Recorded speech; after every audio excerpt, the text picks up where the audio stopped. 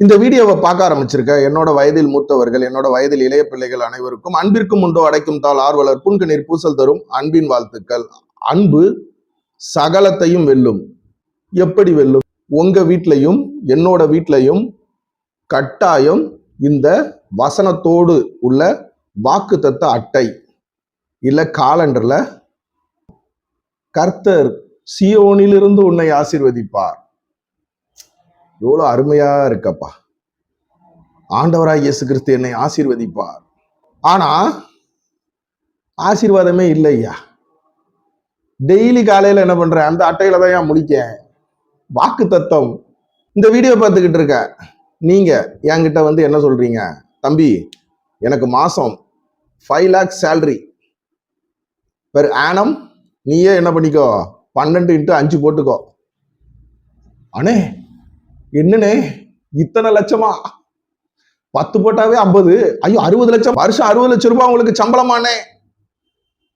ஆமா தம்பி, நான் ஊரெல்லாம் போய் என்ன சொல்றேன், இந்த வீடியோ பார்த்துக்கிட்டு இருக்கிறவருக்கு வருஷத்துக்கு 60,000 சம்பளமாம்ல, மாசம் 5 லட்சம் ரூபாவாம். நம்மளுக்கு 5 வருஷம் சம்பளத்தை கூட்டினா கூட என்ன வர மாட்டேங்கி பாரியா இந்த மனுஷன் அப்படின்னு சொல்றேன்.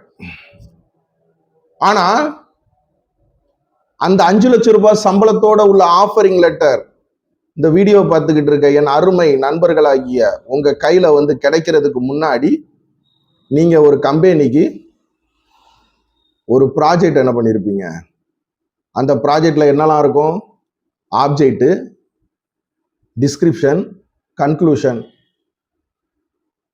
கன்க்ளூஷனை மட்டும் பார்த்து அந்த கம்பெனி அந்த ஃபேக்டரி உங்களுக்கு என்ன பண்ணல, 5 லட்சம் ரூபாவுக்கான ஆஃபரிங் லெட்டர் அனுப்பல. ஆப்ஜெக்டை மட்டும் பார்த்து அனுப்பல. இடையில இருக்கு பாத்தீங்களா டிஸ்கிரிப்ஷனு, அந்த டிஸ்கிரிப்ஷன்ல இருக்கிற ஒவ்வொரு வரிகள், அந்த ஒவ்வொரு வரிகள் நீங்க அந்த கம்பெனியை இம்ப்ரெஸ் பண்ணதுனாலதான் உங்களுக்கு ஆஃபரிங் லெட்டரு, மாசம் 5 லட்சம் ரூபாய் சம்பளம், ஆசீர்வாதம்.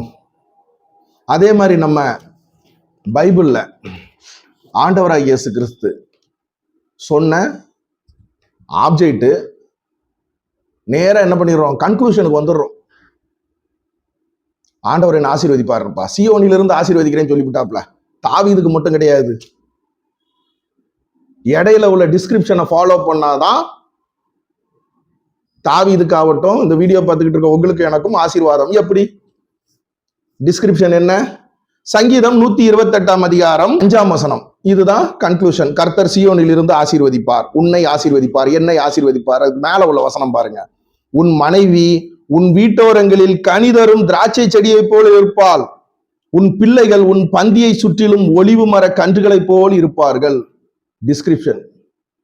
கணவன் மனைவி சேர்ந்து இருக்கணும், பிள்ளைகள் சேர்ந்து இருக்கணும், அந்த ஒற்றுமை அப்படி இருந்தா மட்டும்தான் இந்த வீடியோ பார்த்துக்கிட்டு இருக்க நீங்களும் நானும் கன்க்ளூஷன், கர்த்தர் சீயோனிலிருந்து உங்களையும் என்னையும் ஆசீர்வதிப்பார்.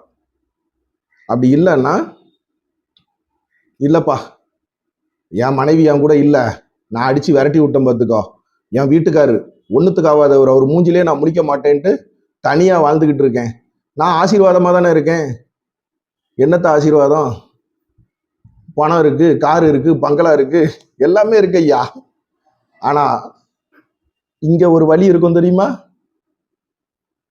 அதுக்கு பேர் என்னது? டிப்ரெஷன். ஒரு மாதிரி அது என்ன சொல்லுவாங்க, அப்படியே ஒரு தொண்டைக்குள்ள நிக்குது, தொண்டைக்குள்ள கிடக்க ஐயா, அந்த மாதிரி ஒரு ஃபீலிங் அது இருக்கா? கணவன் மனைவி சேர்ந்து வாழாதவங்க, பிள்ளைகளை பார்க்காம இருக்கிறவங்க, அப்புறம் என்ன ஆசீர்வாதம்? அப்புறம் துட்டு இருந்து என்னத்துக்கு? பணம் வந்து ரோட்ல இந்த பிச்சை எடுத்துக்கிட்டு இருக்காங்க பாருங்க, அந்த பிச்சைக்காரங்க பாக்கெட்ல கை விட்டீங்கன்னாலும் இந்த வீடியோ பார்த்துக்கிட்டு இருக்க உங்ககிட்ட இருக்கிற பணத்தோட என்கிட்ட இருக்கிறதோட அதிகமா இருக்கும். அப்ப பணம் ஆசீர்வாதம் கிடையாது. இங்க என்ன பண்ணணும்? மன மகிழ்ச்சி. அதுக்கு இந்த வீடியோ பார்த்துக்கிட்டு இருக்க நீங்களும் நானும் வெறும் கன்க்ளூஷனை மட்டும் பிடிச்சிக்கிட்டு தாவீதுக்கு சொல்லிவிட்டாரு ஆண்டவர். அப்ப எனக்கும் அதே தான். பைபிள்ல எத்தனையோ அதிகாரம் மனப்பாடமா தெரியும் பார்த்துக்கோ. மத்தேயு 6ஆம் அதிகாரம் ஆண்டவராகிய இயேசு கிறிஸ்துவோட மலை பிரசங்கம் முழுசா மனப்பாடமா படிச்சிருக்கேன். இல்ல சங்கீதத்துல நிறைய இருக்கு, நல்ல பெரிய பெரிய அதிகாரம் எனக்கு அப்படியே மனப்பாடமா தெரியும். பார்த்துக்கோ, ஆதி ஆகமத்துல தெரியும், வெளிப்படுத்தின விசேஷம் வேற. இது குட்டியோண்டு வசனங்க, குட்டியோண்டு அதிகாரம், மொத்தமே 6 வசனம் தான். இத என்ன பண்ணணும்? இது கணவன் மனைவி மட்டும் கிடையாது, நம்ம குடும்பத்துல உள்ள அனைவரோடும் சந்தோஷம் சமாதானம் இருந்துச்சுனாவே அன்பு சகலத்தையும் கட்டாயம் வெல்லும். இல்லப்பா என்னால என்ன பண்ண முடியல, பழச மறக்க முடியல, குடும்பத்துல உள்ள பிரச்சனை,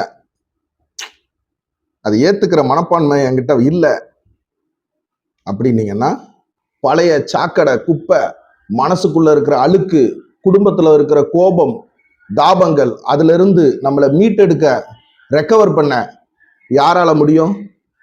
ஒரே ஒருத்தரால தான் முடியும். அவர் யார்? பின்னாடி பேனர்ல என்ன இருக்கு பாத்தீங்களா? ரெக்கவரிங் ஹேண்ட்ஸ், மீட்கும் கரங்கள். கரங்கள் எல்லார்கிட்டையும் தான் இருக்கு, ஆனா மீட்கிறது ஆண்டவராகிய இயேசு கிறிஸ்துவால மட்டும்தான் மீட்க முடியும். அப்படின்னு விசுவாசித்தால் நீங்களும் நானும் மீட்கப்படுவோம். மக்கள் நல்வாழ்வு கண்டிடவே சேவை செய்வது நம் கடமை. மக்கள் நல்வாழ்வு கண்டிடவே